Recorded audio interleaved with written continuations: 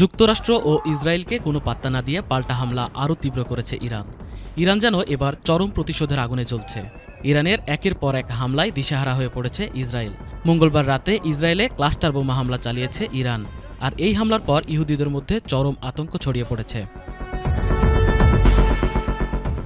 ইসরায়েলে ক্ষেপণাস্ত্র হামলায় ক্লাস্টার বোমা বা গুচ্ছ বোমার সাবমিউনিশন ব্যবহার করা হয়েছে বলে খোদ অভিযোগও করেছে ইসরায়েল।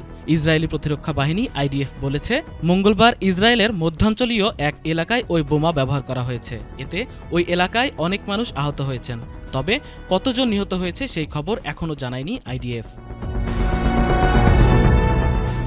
সাংবাদিকদের সঙ্গে আলাপকালে তেল আবিবের জেলা কমান্ডার হাইফ সারগারফ বলেছেন, দেশের মধ্যাঞ্চলের একাধিক স্থানে ক্লাস্টার বোমা হামলার খবর পাওয়া গেছে।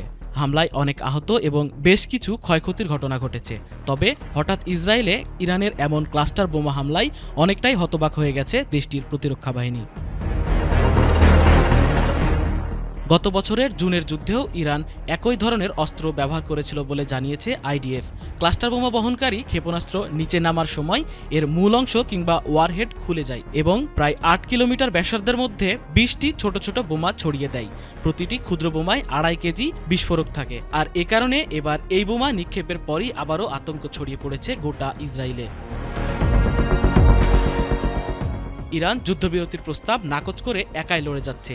তারা জানিয়েছে, এবারের যুদ্ধে ইসরায়েল ও যুক্তরাষ্ট্রকে চরম মূল্য দিতে হবে। ইসরায়েলি প্রতিরক্ষা বাহিনী বলেছে, ইরানের সামরিক বাহিনীর ছোড়া ব্যালিস্টিক ক্ষেপণাস্ত্রের আঘাতে আহতদেরকে হাসপাতালে নেওয়া হচ্ছে। আকাশ প্রতিরক্ষা ব্যবস্থা আরও জোরদার করার লক্ষ্যে কাজ করছে আইডিএফ। তারিকুল ইসলাম, এটিএন বাংলা, ঢাকা।